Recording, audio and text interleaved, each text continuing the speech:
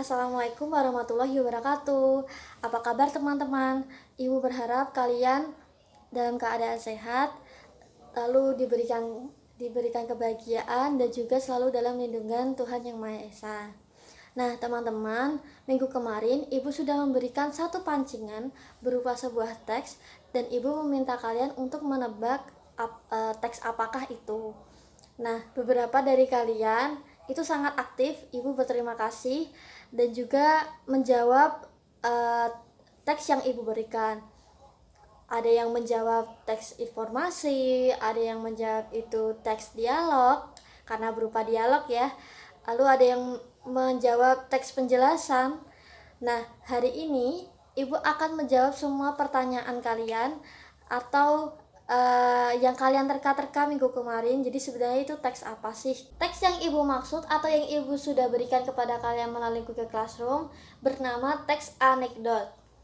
Nah, teks anekdot ini memiliki pengertian sebagai teks yang berupa cerita singkat dan memiliki unsur humor di dalamnya. Teks anekdot ini juga mempunyai tujuan, yaitu untuk melakukan suatu kritikan atau menyindir. Nah, sindiran yang dilakukan teks anekdot ini tidak hanya berlaku untuk seseorang, tapi juga bisa berupa untuk instansi atau lembaga. Nah, biasanya teks anekdot ini memiliki topik yang sangat khusus, biasanya membahas tentang layanan publik, lalu membahas tentang pendidikan, membahas tentang politik, membahas tentang lingkungan, dan juga kadang membahas tentang sosial. Lalu, teks anekdot ini memiliki unsur atau struktur. Ada 5 struktur yang dipunyai oleh teks anekdot. Yang pertama adalah abstraksi. Abstraksi ini adalah suatu paragraf yang selalu diletakkan paling awal dari teks anekdot. Biasanya atau fungsi dari abstraksi ini adalah untuk penggambaran secara umum agar si pembaca itu mampu membayangkan situasi atau kejadian dalam teks anekdot itu. Yang kedua adalah orientasi. Orientasi ini difungsikan atau bertugas sebagai latar belakang dari teks anekdot itu sendiri. Dari orientasi ini kita juga bisa mengartikan sebagai awal cerita atau awal kejadian dari teks anekdot itu sendiri. Yang ketiga adalah krisis. Krisis adalah puncak masalah atau konflik yang ada di dalam teks anekdot. Lalu yang keempat ada reaksi. Reaksi ini sangat berhubungan erat dengan krisis. Bagaimana bisa berhubungan? Jadi reaksi ini bertugas sebagai penyelesaian atau dia tugasnya menyelesaikan masalah dari si krisis ini.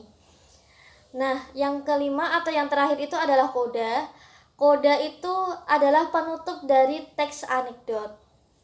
Selain struktur, teks anekdot itu juga mempunyai ciri-ciri. Ciri-ciri teks anekdot itu ada 5 juga. Yang pertama, teks yang mendekati perumpamaan. Jadi jika kalian membaca teks dari Ibu kan ada teks 2 orang berdialog yang di sana dia membicarakan koruptor. Jadi di sana itu diibaratkan kalau kita mau masuk penjara atau memiliki baju penjara, mereka harus mencuri uang 1 miliar dulu. Nah, itu kan suatu perumpamaan yang sebenarnya itu dimaksudkan untuk menyindir koruptor ini. Lalu yang kedua itu menampilkan karakter yang sering dilihat. Nah, kalau kalian membaca teks yang Ibu berikan, karakter yang sering kalian lihat itu kan biasanya kalau yang baca soal netizen berarti kan netizen, wartawan, lalu juga koruptor sering disebut. Lalu ada banyak hal yang ditampilkan atau tokoh yang ditampilkan untuk teks anekdot ini. Lalu yang ketiga ini pasti memiliki unsur humor di dalamnya. Jadi kalian membacanya akan secara tidak sadar akan beranggapan kalau teks itu lucu. Dan ini akan berhubungan dengan ciri mereka yang keempat, yaitu memiliki kritikan atau mengandung kritikan di dalamnya. Jadi selain lucu, kalian juga akan berpikir secara tidak sadar bahwa itu adalah sebuah kritikan yang dibuat oleh si penulis teks anekdot untuk seseorang atau untuk lembaga atau instansi atau perusahaan.